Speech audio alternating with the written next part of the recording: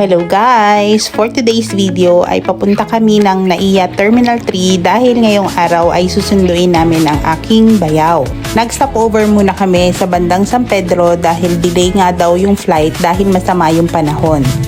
Nung nakita namin sa status na arrive na yung eroplano na sinasakyan ng aking bayaw, ay umalis na din kami sa Starbucks. Medyo nakalingat niyan yung kapatid ko kaya ayan, tinaguan muna namin. At tingnan nyo naman itong si Boss Andy, ganap na ganap. Balak sana namin ay sa bay na lang kami maghihintay. Yun nga lang, natagalan yung paglabas ng mga maleta ng aking bayaw. Kaya naman pumasok na din kami ng airport. At tingnan nyo naman itong si Boss Andy, mas excited pa kaysa sa jowa.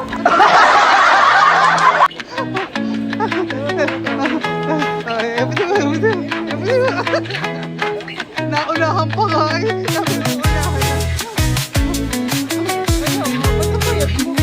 At talaga namang kailangan may props pa ang ganap ni Boss Andy.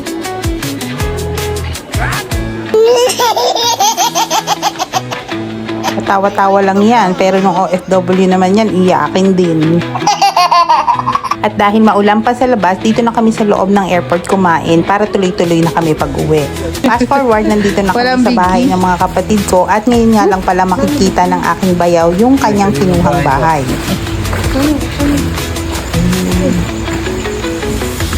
Nag-leather jacket na naman si Boss Andy.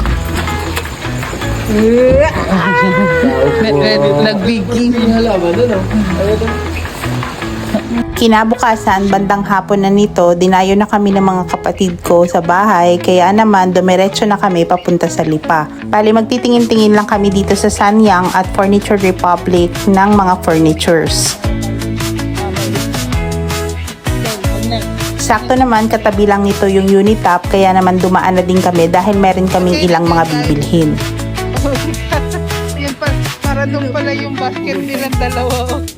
After Unitap ay niyakag ko naman sila dito sa Mandaue Foam. Dito lang din to sa Lipa City. Bali showroom lang nila ito. Bali first time lang din namin dito kaya magtitingin-tingin din kami ng mga furnitures.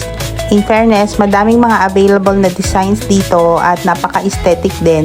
Kaya naman dito na nakakuha ng bed frame yung aking mga kapatid. At since showroom lang ito, babalikan na lang namin after 3 days yung mga na-purchase namin. After Mandaue ay bumalik na kami ng Santo Tomas at dumaan naman kami dito sa SNR. Bali plan nila bumili dito ng TV at ilang mga groceries.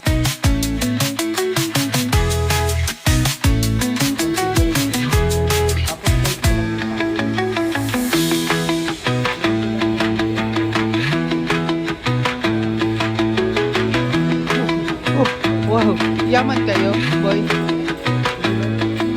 Ano, kamusta?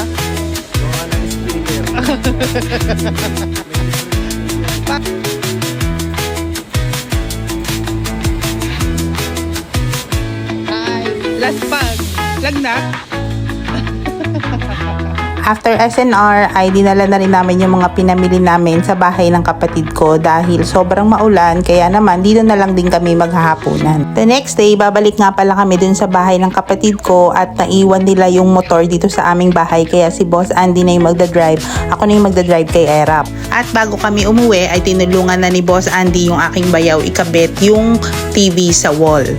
At yun na lang po muna for today's video. Thank you for watching. Bye!